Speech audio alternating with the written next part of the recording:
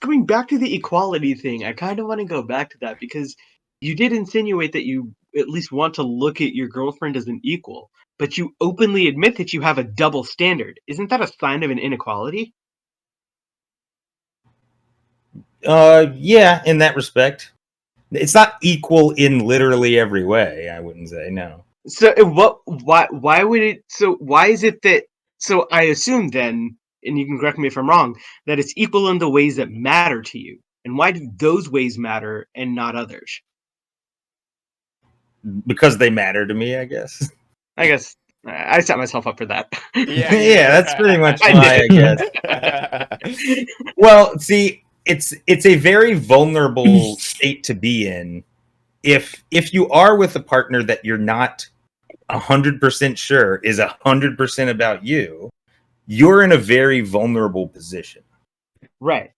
But are they also not in a vulnerable position as well? Sure, yeah, that's their problem. Wait. How could you make that statement, it's their problem, and still view that person as an equal, like you say? How is that possible? Well, he's saying they should look up for themselves. Yeah. Yeah, but in that statement right there, you're like, oh, fuck them, who cares, when you're supposed to see them as an equal. Also, they are looking out for themselves. They're doing whatever they think is best for them. No, but what you've done by putting the onus on the woman to ask for the relationship is you made it incumbent upon them to accept a greater level of risk than you. Yeah, that's very true. Yeah, I'm fine with that. Yeah, but isn't that a little bit self-absorbed? Yeah, they should be ideally they should be more invested. Yeah, that's a happier relationship, I think. For who? For who? Wait, hold on. For who? Just for you, then. Just for you, if that's the type of relationship. No, I think generally women actually prefer those relationships too, where she's a little more invested than he is. I just said I'm more invested in my girl. How are you? Yeah, I just think women prefer it. I don't know it for a fact. I just think it's true. But why do you believe that? They seem to. But I'm just trying to figure out what convinced you of this. Because of the women that I've known that have been obsessed with their guys, that is the dynamic. The women that disrespect their guys, the dynamic is the other way. The women that don't care about their guys' feelings, the women that don't care for a lot of different ways about him. Yeah, it's the other way. Wait. So Daniel, Daniel, can I ask a question? Who is better looking between you and your girl? Depends on who you ask, I guess. No, come on. For you, who is better looking? For me, she's better looking than I am to me. You're asking me? No. No, that's not okay. You're dodging the question. Okay. You do. I think we would rate. Do you? I think we would. I think the question the Bad Star is asking is, are you dating out of your league? Yeah. I think we would rate similarly, but also we would rate more similarly maybe if I didn't have my beard. Okay, so are you less than her? I mean, it depends on who you ask. I don't think so. The reason why your statements all sound like a power dynamic in looks. Like there's always always an advantage when you're better looking than the other person, especially the way you said it with, when it's the contrary to like your own. But women are way more likely to become obsessed with men, not based on look. They might be interested initially based on looks, but the obsession is not looks based. Well, nobody's obsession is looks based. Yeah, I think guys are more often look based. Obsessed more often for your looks. It's weird. Not a hard and fast rule, but I think women tend to be less like they like certain looks. No, less looks based. That's fine, but I'm saying I don't think anybody gets to obsession just based. I don't know, maybe they do, but I mean, it seems like to me. I think like it would be harder for a woman to do actions to physically turn a guy off if he liked the way she looked. It could happen, but it would be more difficult for her to do that than a man that a woman finds physically attractive taking actions that turn her off. I don't know. Like the moment you find yourself stalked by someone, I think you're gonna change your mind. Well, no, I mean I've been turned off by women that I find physically attractive, Right. but I think the road there is more like you're saying stalking. It has to go to that level. Sure. I'm saying for a guy, it could be like, oh, he's a little bit needy. You're right. I see. Well, maybe. Okay, so then what makes someone needy then? Like, we have to go with your view on what needy is from a guy's point of view. Like, what is needy? Well, if he's like, I don't know, demanding a lot of attention from her. Like what? Give me an example of what that would be. I don't know, texting way too much or being like, where are you? I haven't heard from you in an hour. Wah. Okay, well, that's controlling, but needy is something different than being controlling. No, I don't think so. I think it's similar. What do you define needy as? Constantly wanting to be with them and all that kind of stuff. Yeah, exactly. Telling them, like, that's needy. Controlling is like, where are you? I'm coming, blah, blah, blah. Right, yeah. There's a thin line between both of them, but I mean... Sure, yeah, I have a similar... The difference in between neediness and controlling is the sense of entitlement, where if you're controlling, you feel like you own that person's time. Mm-hmm. Whereas when you're needy, you just complain that you don't have it. Yeah, right. Yeah, I don't think... I don't think like generally women like a man that is insecure, they have to reassure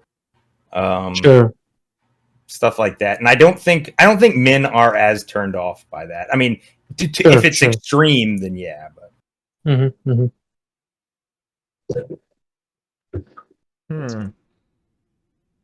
Man, this guy's wise. Who? I think so. Daniel isn't wise. Sorry, wait. Okay, sorry, I forgot. I missed that. I think Daniel just has a very fucked up way of seeing the world and relationships. That's about it. Okay, this is coming from the guy that would push the button. Okay. Yes, I will always push the button. I think people find it very difficult. I went to that bar. I went to a bar and I asked the bartender if he would push the button, and he said no. Okay, of course not, because nobody would, because that's insane. Does Rex know about the button? Okay, while you're berating me about my relationship dynamics, tell him about your button. I didn't catch your name, Rex. Yes, Rex. Okay, Rex. Well, no, you're wrong. Listen, I actually got this question asked by a date on a date. Yes, and she also kind of wanted to push the button, but I think she was like her very talk about a red flag. But I think it was her very indirect, annoying, fucking passive way of saying that she was depressed. Anyway, this really ended up being very annoying person, but she was super indirect or whatever. But that could have been cool. Like, she could have been a very interesting person. I think she was interesting. She was just very closed off and fucking annoying. Okay, fair enough. But it's okay. So multiple people are as deranged as you. That's right. Why did I guilty of depriving agency in the first degree? No one gives a fuck about agency, okay? When it comes down to it, people are selfish. Either that or Holocaust of humanity. No. It was an agency massacre. Listen. The reality is people are selfish, right? And that will never change from humanity. And because humanity will never change in that sense, you will never get a better outcome for humanity. Simple as that. We already have gotten better outcomes for humanity. No. Yes, we have. How? Where? Why? How? Wait, how are you measuring better? The totality of humanity. I think what he's doing is making a purely utilitarian argument through Is there the more idea that or if less you wipe out slavery now? well, if you wipe out humanity, there's no slavery. Yeah, there's no humans to experience anything. That's the point. So Yeah. I think the argument that he's making is if you end humanity, you end suffering. Well, that's a flattering way to put this argument, but yes. I know, it's very flattering. I like this guy. Rex, you're great. But also his argument was that the human condition doesn't get any better. Like it has never gotten better. It can't get any better. Until But it has. Okay, how so? You have to remember, think of the entire... Is there more or less slavery now? More! How? What do you mean, how? Back in the day, there was less of a population. We have a greater population, and we have more countries that are in poverty than anything else, and people have to work slave wages to fucking get by, just to get by. And slave wages! Oh, they are getting paid. That's not quite slavery. Yes, it is! It's still slavery, motherfucker! If I'm giving you $2 versus fucking getting $15, do you think that's fucking slave wages? It's better than slavery. So what?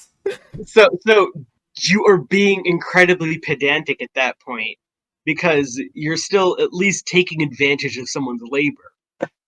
How are you measuring better? What do you mean? What would better mean to you when you say we can't get better?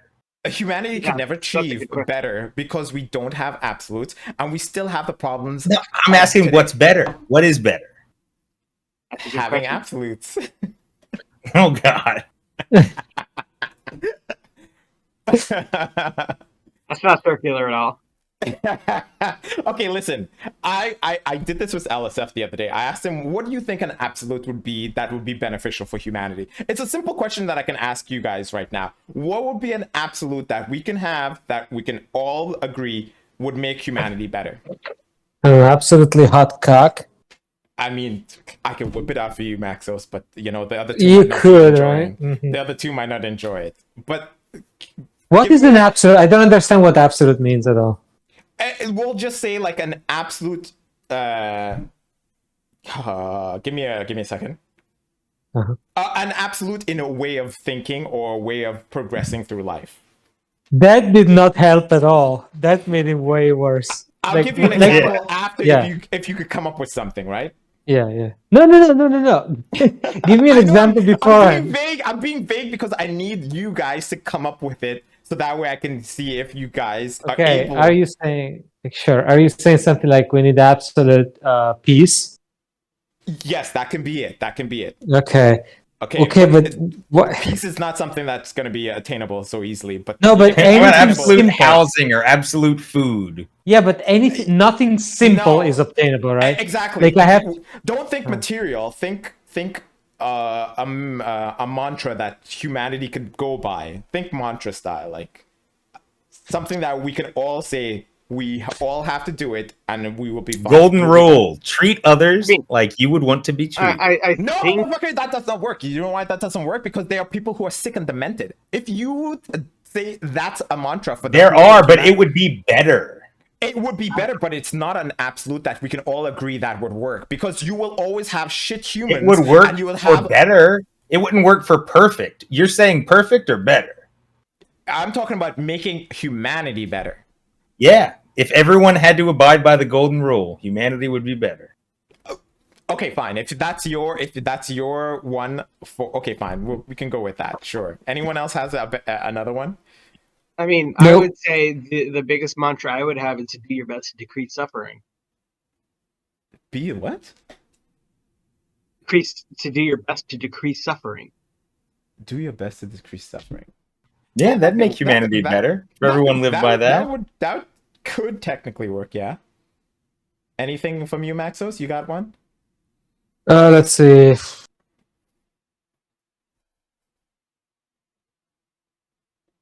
Fuck capitalism, something like that.